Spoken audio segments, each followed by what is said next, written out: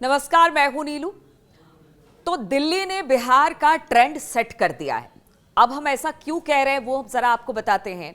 क्योंकि बीजेपी ने जो दिल्ली में किया, कहते हैं 27 सालों बाद जो सूखा था उसे खत्म कर दिया। और इस बार दिल्ली में बीजेपी की जबरदस्त तरीके से सरकार बनी है।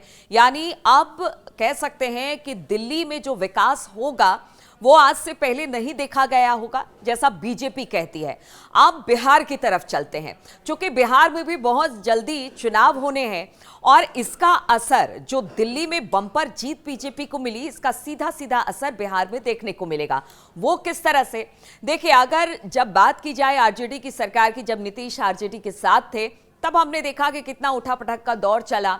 उसके बाद नीतीश चले आए, फिर बीजेपी के साथ मिल गए, यानी एनडीए गठबंधन के साथी हो गए। उसके बाद तब से लेकर अब तक बिहार सही तरीके से चल रहा है और बहुत सारे अच्छे अच्छे पैकेजेस भी नीतीश कुमार ने निगोशिएट करके प्रधानमंत्री नरेंद्र मोदी से ले लिए। यानी बिहार को लेकर वो हमेशा से प्रधानमंत्री से निगोशिएट करते रहे और बिहार को इससे फायदा भी पहुंचाया।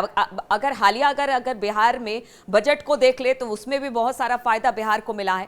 अब ऐसे में जनता ये मन बना चुकी है कि देखिए, उलट पुलट करके, यानी अगर केंद्र में भी अगर एनडीए की सरकार हो और अगर राज्य में भी एनडीए की या फिर बीजेपी की सरकार हो या जेडीयू की सरकार, जो उसके सहयोगी दल की सरकार हो, तो फिर काम करना आसान हो जाता है। और काम करने की वजह से जो प्रदेश का विकास है वो भी तेज गति से आगे बढ़ता है। दिल्ली में भी हमने देखा किस तरह से एलजी और अरविंद केजरीवाल यानी आपके बीच में हमेशा से एक फाइट देखने को मिली, जिसकी वजह से दिल्ली में विकास कार्य बड़ी धीमी गति के साथ आगे बढ़ी। और लोगों को भी लगा कि देखिए, इस तरह की फाइट अगर होती रहेगी, अगर हम एक बार फिर से आपको जिताकर लेकर आ जाते हैं और फिर से यही सारी चीजें देखने मिलेगी, तो फिर दिल्ली का विकास आखिर कैसे होगा।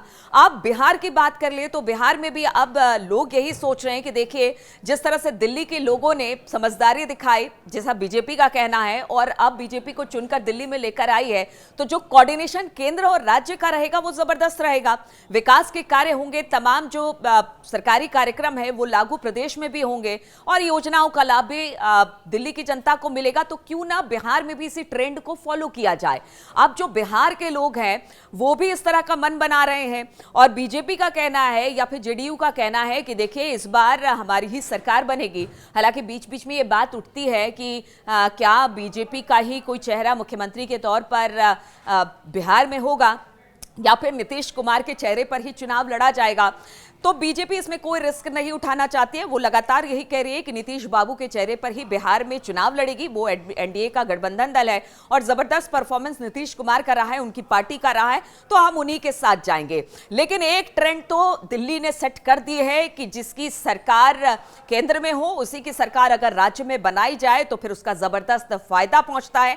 अब बिहार में दिल्ली इलेक्शन का कितना इंपैक्ट पड़ेगा, क्या बिहार की जनता भी इसी सोच के साथ आगे बढ़ेगी? क्योंकि देखिए, बिहार की जो राजनीति है ना, वो बाकी जगहों से अलग है। बिहार की राजनीति जाति के आसपास घूमती है और बिहार के लोगों का एक माइंडसेट है, उस माइंडसेट को पकड़कर बिहार के लोग चलते हैं।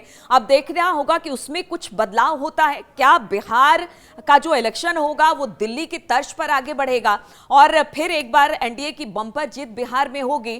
तो बार बार यही कहा जा रहा है कि क्या दिल्ली में अब जब विकास की बयार बहेगी तो क्या अब जब चुनाव होंगे बिहार में तो उसी माइंडसेट के साथ लोग वोट देने ग्राउंड पर उतरेंगे और वही पार्टी को जिताएंगे जिनकी केंद्र में सरकार है।